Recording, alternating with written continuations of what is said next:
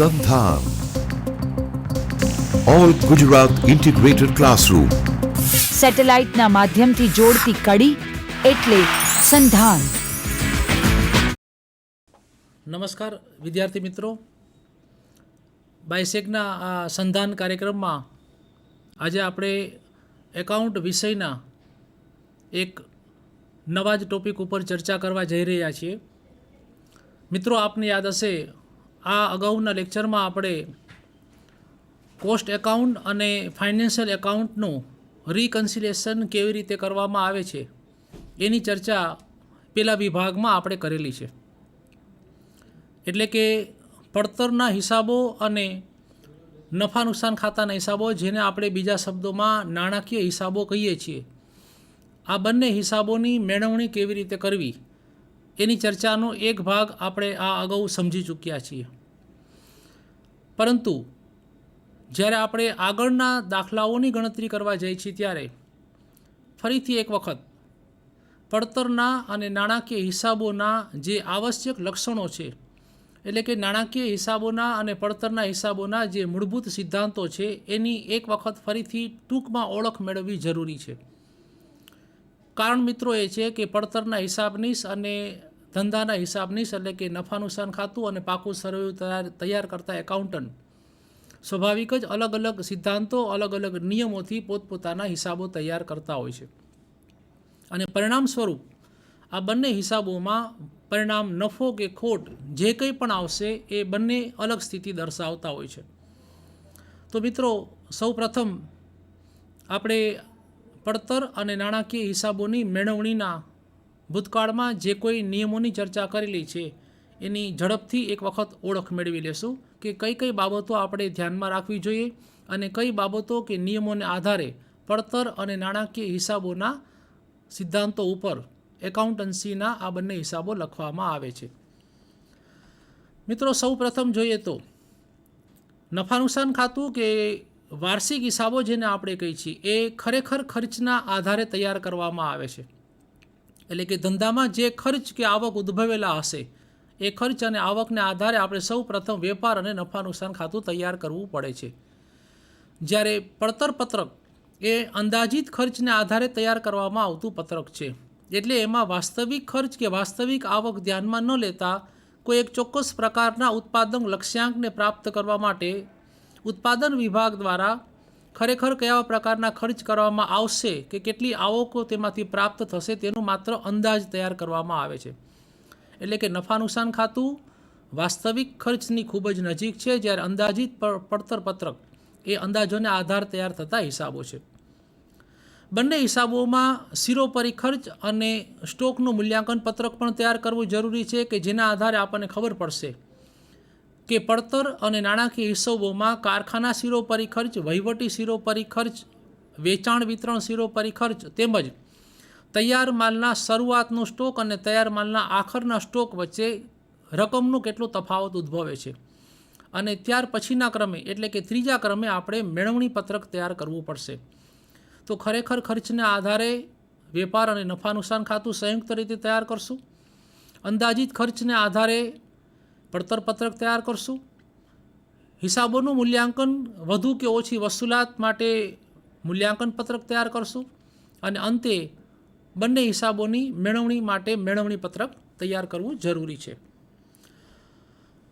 મિત્રો, વેપાર અને નફા નુકસાન ખાતાની વિગતો ઝડપથી એક વખત જોઈ લેશું. વેપાર અને નફા નુકસાન ખાતામાં ઉધાર બાજુ તમામ પ્રકારના ખર્ચ જેને આપણે ખરેખર ખર્ચ કીધેલા છે આ બધા જ ખર્ચ ઉધારવામાં આવશે. જેમ કે કોઈ પણ પ્રકારનો શરૂઆતનો સ્ટોક એ શરૂઆતનો સ્ટોક, પછી કાચા માલનો શરૂઆતનો સ્ટોક હોય, અર્ધ તૈયાર માલનો શરૂઆતનો સ્ટોક હોય, તૈયાર માલનો શરૂઆતનો સ્ટોક, તમામ પ્રકારના શરૂઆતના સ્ટોક વેપાર ખાતે ઉધાર થશે. ત્યારબાદ માલ સામગ્રીનો વપરાશ, સીધી મજૂરી, કારખાના પરોક્ષ ખર્ચ, વહીવટી પરોક્ષ ખર્ચ અને વેચાણ વિતરણ પરોક્ષ ખર્ચ. મિત્રો, આ વિગતો જે ઉધાર બાજુ આપ જોઈ રહ્યા છો આ તમામ વિગતો પડતર પત્રકમાં પણ ધ્યાનમાં લેવાય છે. પરંતુ ફરીથી યાદ અપાવું કે તફાવત જે છે એ માત્ર ખરેખર ખર્ચ અને અંદાજિત ખર્ચનો છે. એટલે શરૂઆતના સ્ટોકથી વેચાણ ખર્ચ સુધીની તમામ બાબતો આપણે પડતર પત્રકમાં પણ નોંધ કરવાની જ છે. પરંતુ પડતર પત્રકમાં જ્યારે આ જ ખર્ચ ઉધારવામાં આવશે ત્યારે એ અંદાજિત ધોરણે બતાવવામાં આવે છે. ત્યારબાદ ગાલખાત અનામત, પાઘડી માંડીવાળી, પ્રાથમિક ખર્ચ માંડીવાળિયા, દાન સખાવત, શેર ડિબેન્ચર વટાવ. મિત્રો આ બધા ખર્ચ એવા છે કે જે પડતર પત્રકમાં દર્શાવવામાં આવતા નથી, પરંતુ નફા નુકસાન ખાતું તૈયાર કરતી વખતે ધ્યાનમાં લેવામાં આવે છે. તેવી જ રીતે નફા નુકસાન ખાતાની જમા બાજુ તમામ પ્રકારની આવક અને આખર સ્ટોકનો ઉલ્લેખ કરવો જરૂરી બને છે, જેમાં સૌ પ્રથમ વેચાણી ધંધાની મુખ્ય આવક કહેવાય છે. ત્યારબાદ કોઈપણ પ્રકારનો આખર સ્ટોક એટલે કે તૈયાર માલનો આખર સ્ટોક, અર્ધ તૈયાર માલનો આખર સ્ટોક અને કાચા માલનો આખર સ્ટોક. અને અંતે કંપનીને મળેલી કોઈપણ પ્રકારની આવક જે ભાડા સ્વરૂપે મળેલી હોય, ડિવિડન્ડ સ્વરૂપે મળેલી હોય, વ્યાજ કે વટાવ સ્વરૂપે મળેલી હોય કે શેર ફેરબદલી ફી સ્વરૂપે. મિત્રો ફરીથી યાદ રાખશું, વેપાર અને નફા નુકસાન ખાતાની જમા બાજુ આખર સ્ટોક પછી જે કોઈ આવકો આપણે જોઈ રહ્યા છીએ, આ આવકો પડતર પત્રકમાં ધ્યાનમાં લેવામાં આવતી નથી અને એને પરિણામે જ પડતર અને નાણાકીય હિસાબો બંને અલગ અલગ પરિણામ દર્શાવે છે. હવે પડતર અને નાણાકીય હિસાબોની મેળવણી કરતી વખતે મહત્ત્વની બાબતો. પડતર પત્રક અને નફા નુકસાન ખાતામાં પ્રાથમિક પડતર સુધીના ખર્ચ સમાન કિંમતે દર્શાવે છે, એટલે કે ખરેખર કિંમતે જ બંને હિસાબોમાં ધ્યાનમાં લેવાય છે અને એને પરિણામે પ્રાથમિક પડતર સુધીના ખર્ચમાં બંને હિસાબોમાં ક્યારેય કોઈ તફાવત ઉદ્ભવતો નથી. પરંતુ જ્યારે આખર સ્ટોકનું મૂલ્યાંકન કરવાની વાત આવે અથવા તો શિરોપરી ખર્ચ સરખાવવાની વાત આવે ત્યારે સ્વાભાવિક છે બંનેમાં તફાવત જોવા મળે છે. બીજી મહત્ત્વની બાબત, પડતર પત્રકમાં તૈયાર માલ આખર સ્ટોકનું મૂલ્યાંકન આપણે ઓફિસ પડતરની એકમ દીઠ કિંમત દ્વારા કરીએ છીએ, જ્યારે નફા નુકસાન ખાતામાં તૈયાર માલ આખર સ્ટોકનું મૂલ્યાંકન નફા નુકસાન ખાતાની એકમ દીઠ કારખાના પડતરે કરવામાં આવે છે.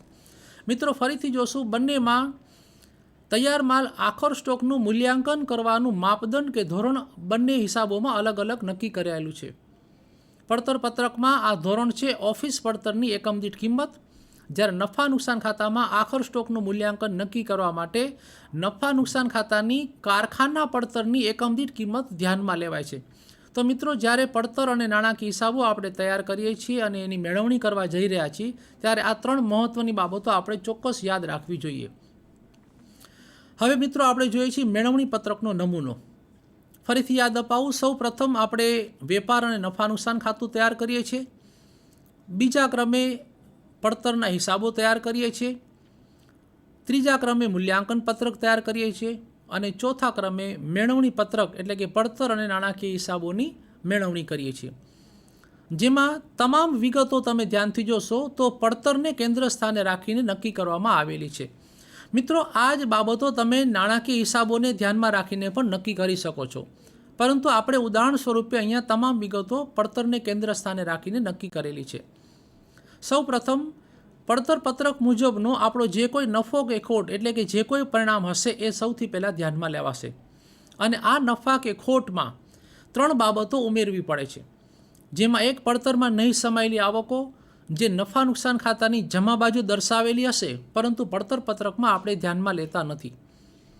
બીજા ક્રમે પડતરમાં શિરોપરી ખર્ચની વધુ વસૂલાત. આ શિરોપરી ખર્ચ પછી કારખાનાના હોય, ઓફિસના શિરોપરી ખર્ચ હોય કે વેચાણ વિતરણ વિભાગના શિરોપરી ખર્ચ હોય.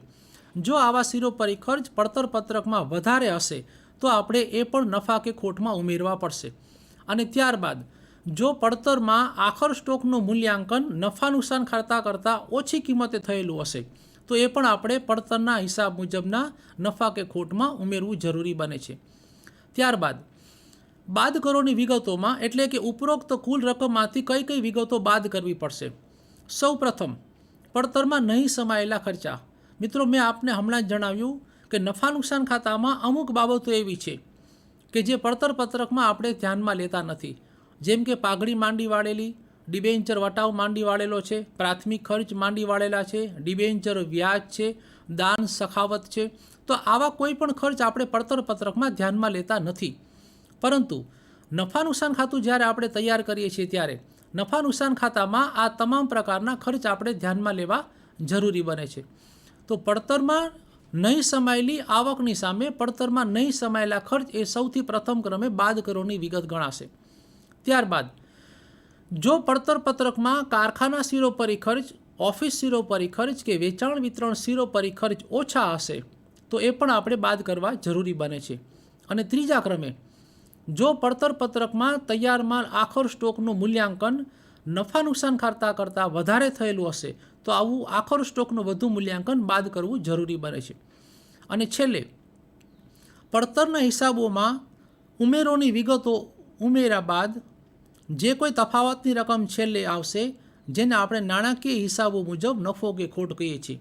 અને મિત્રો ખાસ યાદ રાખશું કે આપણો જે બી જવાબ છે એટલે કે નાણાકીય હિસાબ મુજબ નફો કે ખોટ એ તમારા તૈયાર કરેલા નફા નુકસાન ખાતા મુજબ જ આવવું જોઈએ.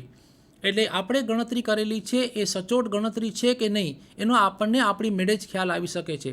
એટલે કે મેળવણી પત્રકનો તમારો અંતિમ જવાબ એ નફા નુકસાન ખાતા સાથે ચોક્કસ સરખાવો, જેથી કરી અને વેપાર અને નફા નુકસાન ખાતાનો નફો અને મેળવણી પત્રકનું અંતિમ પરિણામ બંને આપણને સાથે જોઈ શકાય છે.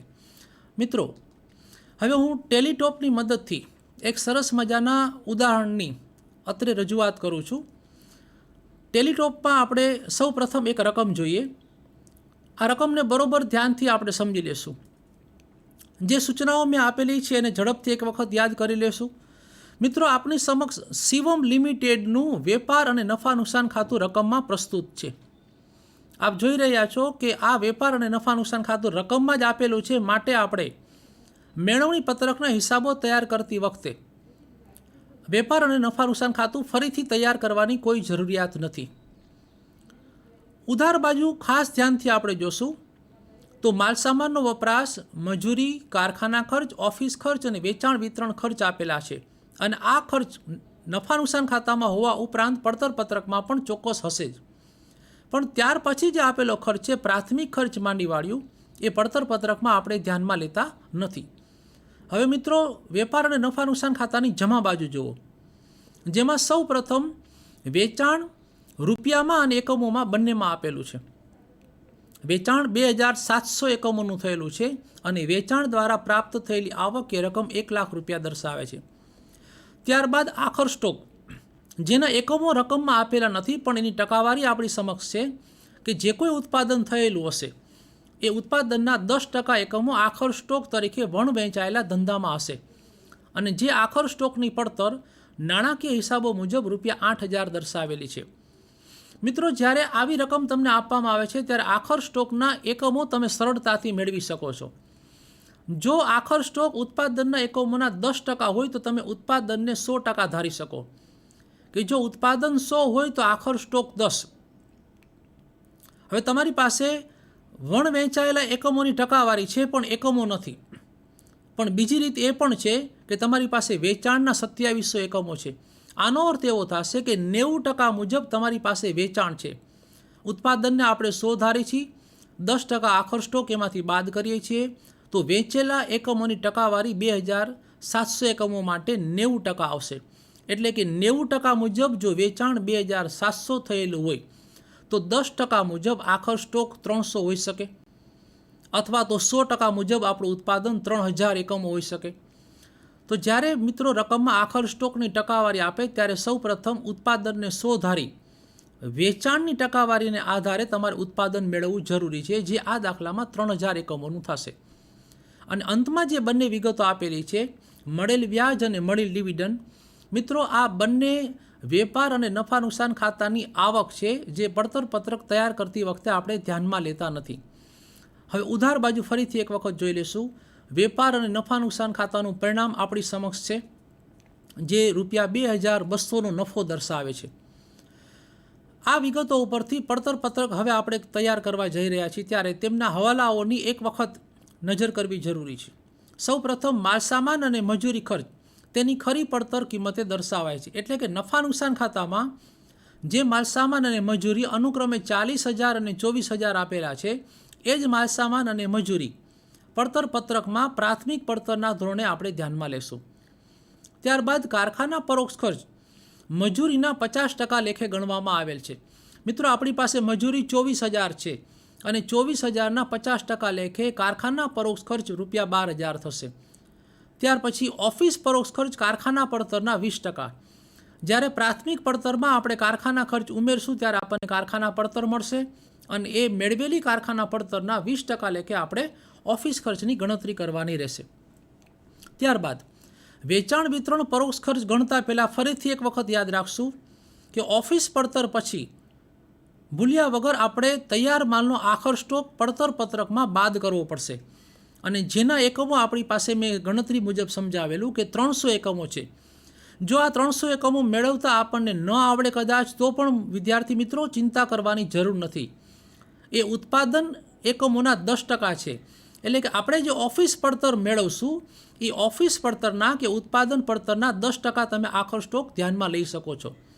અને એ આખર સ્ટોક બાદ કર્યા પછી વેચેલ માલની ઉત્પાદન પડતરમાં આપણે હવાલા નંબર 4 મુજબ વેચાણ વિતરણ ખર્ચ ઉમેરવાના રહેશે. મિત્રો ફરીથી અહીંયા એક વસ્તુ યાદ રાખશું કે વેચાણ વિતરણ ખર્ચ છે એ વેચાયેલા એકમો ઉપર લાગુ પડવામાં આવે છે. એટલે કે હવે ઉત્પાદનના એકમો ધ્યાનમાં ન લેતા વેચાણ વિતરણ ખર્ચ મેળવવા માટે વેચાણના એકમો ધ્યાનમાં લેવાશે જે 2700 છે. અને હવાલા નંબર 4 મુજબ આપણી પાસે વેચાણ વિતરણ શિરોપરી ખર્ચની એકમ દીઠ રકમ પણ છે. એટલે કે એકમ દીઠ ₹3 ગુણ્યા 2700 વેચાયેલ એકમો બરાબર વેચાણ વિતરણ શિરોપરી ખર્ચ પડતર પત્રક માટે મળી શકશે. અને આના આધારે આપણે 31/12/2006ના રોજ પૂરા થતા વર્ષનું પડતરના હિસાબો મુજબનું પત્રક અથવા તો નફા નુકસાન ખાતું તૈયાર કરવાનું છે. તો મિત્રો રકમ આપણે જોઈ લીધી. હવે ધ્યાનથી પડતર પત્રકની ગણતરી ફરીથી આપણે સ્ક્રીન ઉપર જોશું કે પડતર પત્રક આપણે કેવી રીતે તૈયાર કરવું જોઈએ. ધ્યાનથી જોશું તો સીધો માલસામાન અને સીધી મજૂરી આ બંને ખર્ચ આપણે નફા નુકસાન ખાતા મુજબ એટલે કે ખરેખર કિંમતે દર્શાવેલા છે. માલસામાન 40,000, સીધી મજૂરી 24,000 અને પ્રાથમિક પડતર જે આવે છે એ 64,000 રૂપિયા છે. આ બંને ખર્ચ નફા નુકસાન ખાતા મુજબ જ છે. એટલે કે પ્રાથમિક પડતર સુધી ક્યારેય પડતર અને નાણાકીય હિસાબોમાં નફો કે નુકસાન અલગ આવતા નથી. ત્યાં સુધી નાણાકીય સ્થિતિ બંને હિસાબોમાં સમાન જ રહે છે, કારણ કે બંનેમાં આ ખર્ચ ખરેખર કિંમતે દર્શાવાય છે. હવે વાત આવે છે વિભાગીય ખર્ચની, જેમાં સૌ પ્રથમ કારખાના પરોક્ષ ખર્ચ જે હવાલા મુજબ મજૂરીના 50% લેખે આપણે